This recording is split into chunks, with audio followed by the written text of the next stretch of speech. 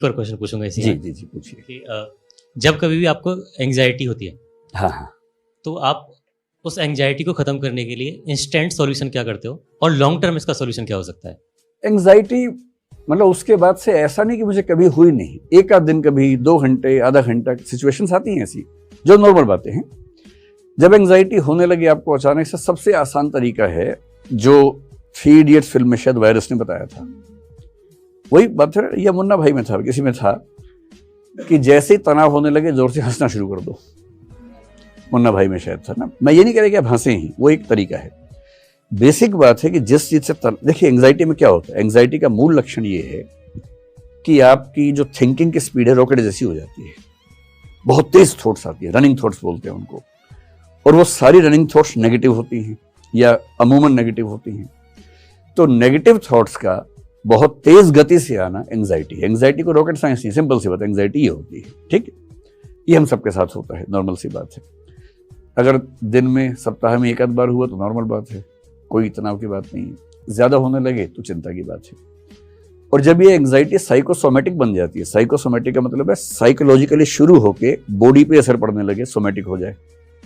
जब आपको एंग्जाइटी की वजह से हाथ पैर में थोड़ी सनसनाहट होने लगे, झुंझुनाहट होने लगे, टिंगलिंग होने लगे, मतलब वाइब्रेशंस होने लगे, सिर में दर्द होने लगे, नींद नहीं आ रही, आप करवटें बदल रहे हैं लगातार, नींद आई नहीं रही आपको, ये अब केवल मामला मन का नहीं है, अब ये मन का असर शरीर पे होने लगा है, ये साइकोसोमेटिक मामला बन गया है। ये रिस्की बात है।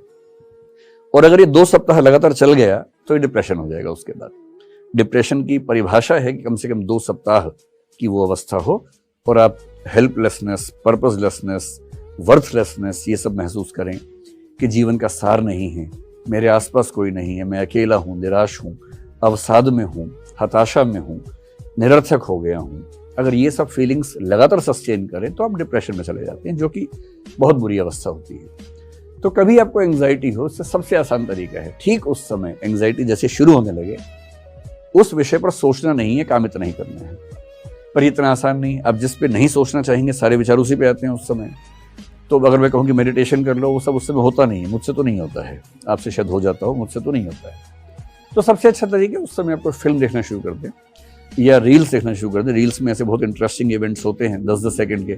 मैंने पहली बार अभी इंस्टाग्राम 4-5 दिन पहले या 10 दिन पहले ही डाउनलोड किया, तो एक दिन गलती से रील चल पड़ी, तो मेरा बड़ा सही चीज़ है तो अब मैं दिन में 2-4 बार 5-5 मिनट रील्स देख लेता हूँ। उसमें बहुत जोकर टाइप के लोग भी होते हैं, बड़ी हंसी आती है, हंसी मजाक भी, कभी डांस देख लिया, कभी कुछ देख लिया, लेकिन कुल मिला के मन लग जाता है। तो अगर आप रील्स रात दिन देख रहे हैं तो दिक्कत है, लेकिन 1 घंटे में 1 मिनट रील देख के अगर आपका मन बहल जाता है तो क्या बुराई है। तो जब भी ऐसा एंग्जाइटी जैसा हो, कुछ तुरंत दिमाग बदलिए, कोई गेम खेल लीजिए। सबसे अच्छा है रनिंग कर लीजिए या जॉगिंग कर लीजिए या तेज गति से चलिए। देखिए एंग्जाइटी नेगेटिव हार्मोन्स को बढ़ाएगी, इतना ही करना कि पॉजिटिव हार्मोन्स को ले आना है।